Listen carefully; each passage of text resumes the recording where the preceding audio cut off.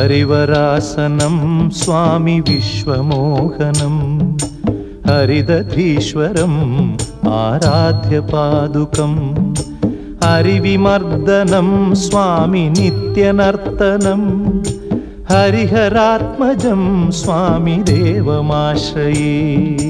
शरणमय्यप्पा स्वामी शरणमय्यप्पा शरणमय्यप्पा स्वामी शरणमय्यप्पा।